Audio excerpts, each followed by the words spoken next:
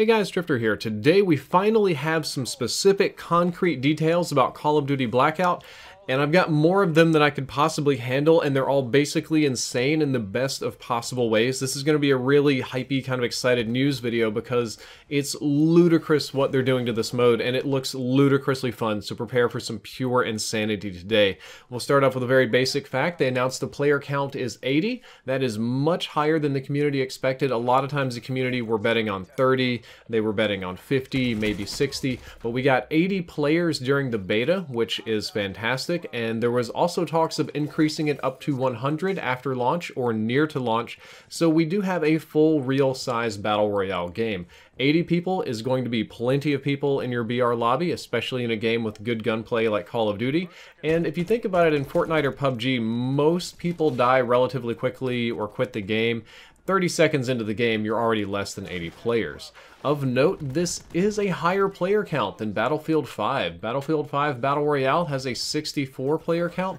I assume that's for server stability reasons. They've got their game very well optimized for 64 players, which is a big number of players, and they don't really see a reason to change it. So let's talk about the map first before we move into some of the crazier details that are going on.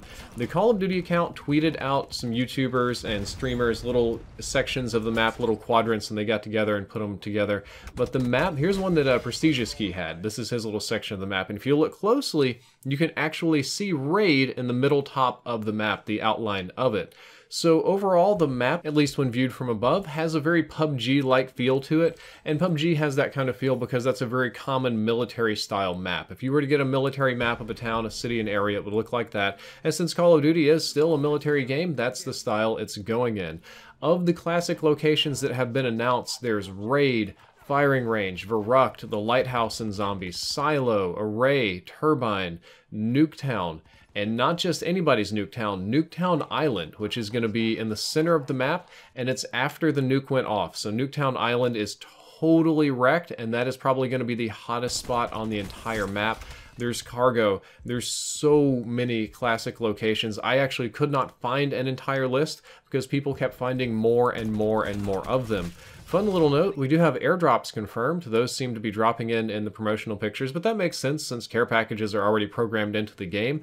Treyarch late last night announced for some reason they plan to add split screen support for Call of Duty Blackout. The community's worried about Call of Duty Blackout getting above 30 FPS because the engine's old, and Treyarch's like, lol, we're going to do split screen support. No idea how that's going to work or why they decided to do that, but it's very, very ballsy of them. Speaking of ballsy, the beta is going to come with multiple vehicles. There is a cargo truck, which can have one driver and up to 4 passengers, so basically you and your squad can get in the truck and drive around. An ATV, which is just a 2-man ATV. An inflatable boat, which is only a 2-person boat, so your full squad can't get in the boat, and a little bird helicopter that you can fly around the map. Now, the little bird will fly around your entire squad. You have room for 1 pilot and 3 passengers. They even showed some of the common spawn locations of the vehicles, and the vehicles are very prominently displayed in the promotional art, so I assume they're all fully functional and good to go. Speaking of things in the map, they have 3 tiers of health and armor, and I want to be very clear of this. They have 3 tiers of health and armor, not just 3 tiers of armor, and we'll talk about that a little bit more in the consumable perks, but it does seem that like most Battle Royale games, if you get enough loot, you can buff out and tank out your character. However, we saw some of that in the heist mode during the beta when people were buying level 3 armor. They were much more difficult to kill. It was announced that there are 8 ammo types, which I find to be very interesting. I assume you have pistol bullets, medium, shotgun, sniper, heavy, like grenades or something. But there's enough ammo types to also include slugs, to include AP rounds, which would be super interesting. Or they could actually do it by real caliber in this game if they wanted to. That's enough ammo variety to cover enough modern firearms for, well, we'll announce how many guns are coming soon. There are 12 equipment items that you can pick up. 12, I guess they're kind of like utility items, grappling hooks, something like that. 17 consumable perks, which were all listed and we'll talk about in just a moment.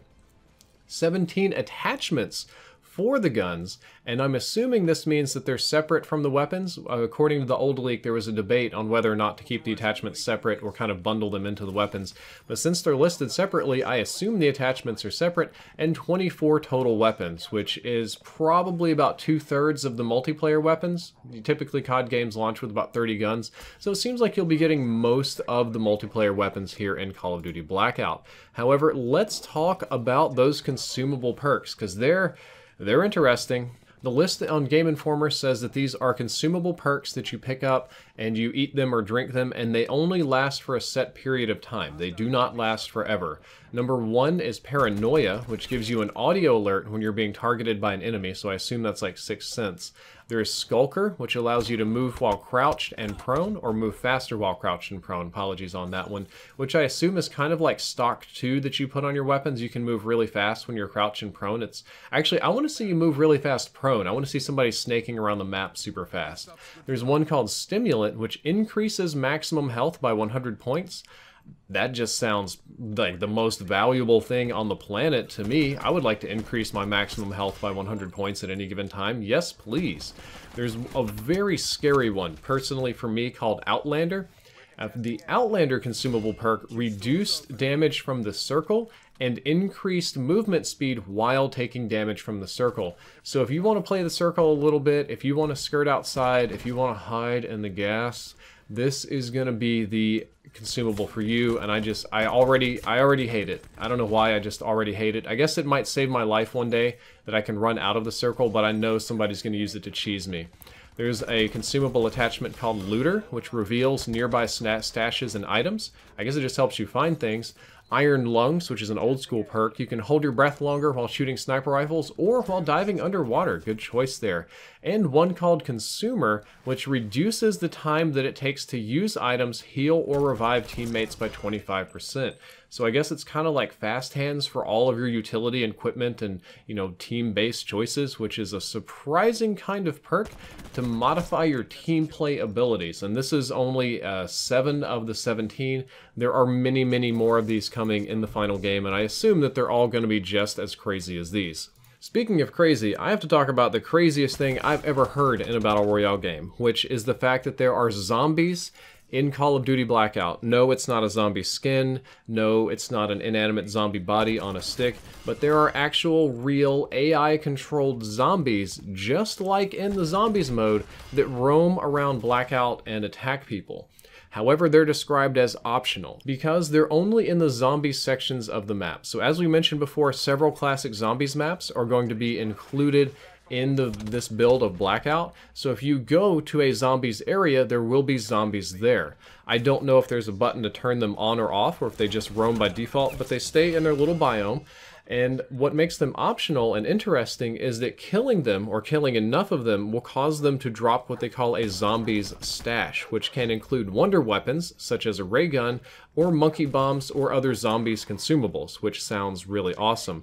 I think of this kind of like a mini game. Let's say you've looted up and you've got some decent stuff, and you know that if you kill 20 zombies, you get one sort of zombie supply drop that you can loot up with. So you go really hard, you kill your 20 zombies, and then you get a ray gun, which would be really, really powerful for Battle Royale. Imagine being in 1v1 in the end and the other guy pulls a ray gun because he cleaned out zombies. But this just sounds madness to me. I don't know how the server can do this. The number one thing I'm gonna do is make the zombies mad and get them to chase me, and I'm gonna see if I can sprint up past somebody and just run past them and let the zombies mob him and kill him. I think that would be hilarious. I want to do that. I don't know. I have no idea what to say. It's so crazy to me. Moving along, there are 20 different classic Black Ops characters that you can play. Of course, Mason, Reznov, all those characters, all of the zombies characters, all of the multiplayer specialists. There's 20 of them on launch. I'm sure more will be coming later. And what's interesting is that instead of price gouging or microtransactions or paid whatever, you unlock them by doing challenges in the game. So they're all free if you can do the challenges, that is.